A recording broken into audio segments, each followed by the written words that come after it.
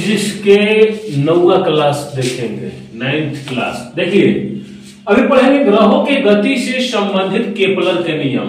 यानी कि पहले का प्रश्न यहीं पर बन गया कि ग्रहों से संबंधित नियम किसने दिया, तो केपलर महोदय ने दिया। इन्होंने क्या कहा कि हमारे सौरमंडल में जितने भी ग्रह हैं ये परिक्रमा तो करते हैं, लेकिन दीर्घवृत्ताकार पथ में, यहाँ पर लिखा है प्रत्येक ग्रह दीर्घवृत्ताकार कक्षा में परिक्रमा सूर्य की करते हैं, तथा सूर्य ग्रह इन ग्रहों की कक्षा के एक फोकस बिंदु पर अवस्थित है।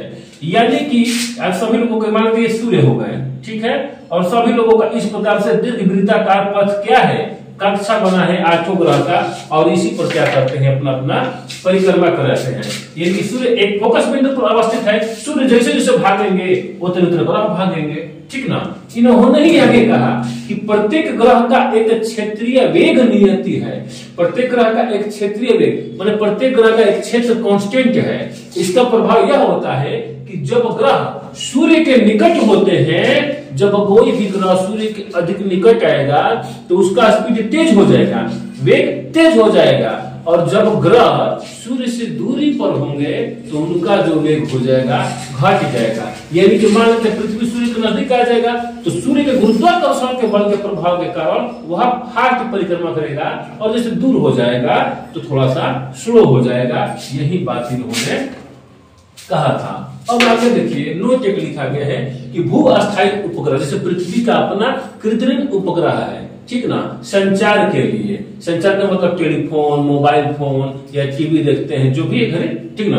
तो भू अस्थायी उपग्रह पृथ्वी के तल से कितना किलोमीटर की ऊंचाई पर लगाया जाता है, तो लगभग 36,000 किलोमीटर की ऊंचाई पर भू अस्थायी ग्रह बनाया जाता है, और वहीं पर परिक्रमा करता है। संचार उपग्रह स्थापित करने का श्रेय सबसे पहले किसको जाता है, तो आर्थर क्लार्क को जाता है।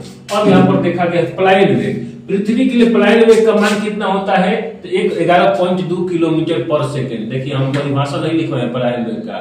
प्लाइन वेग का मतलब ये होता है कि कोई ये भी वस्तु हो गया, यह अंतरिक्ष में कैसे चला जाएगा, यानी कि पृथ्वी के गुरुत्वाकर्षण बल से प्रभाव में कब नहीं रहेगा।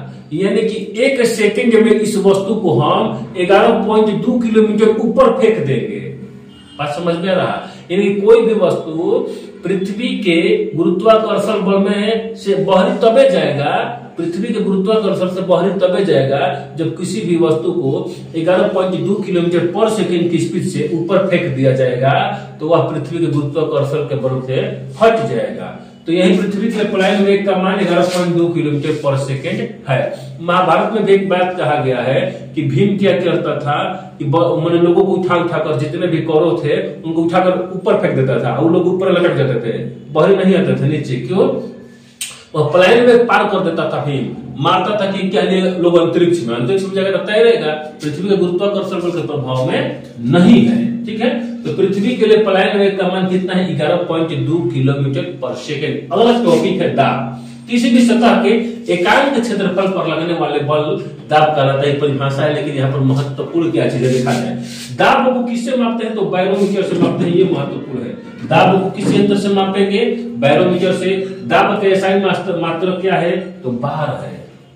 सीजीएस मात्रक पास्कल है।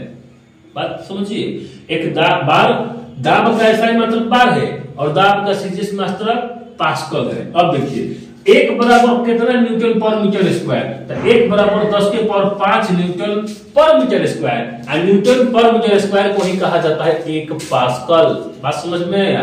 तो ध्यान रखिए कि यहाँ पर महत्वपूर्ण चीज कि दाब को किससे मापते हैं, तो बैरोमीटर से। दाब का एसआई मात्रक बार। 1 बार बराबर कितना, तो 1 बार बराबर 10 के पावर 5 न्यूटन पर मीटर स्क्वायर। 9वां क्लास खत्म। जय हिंद।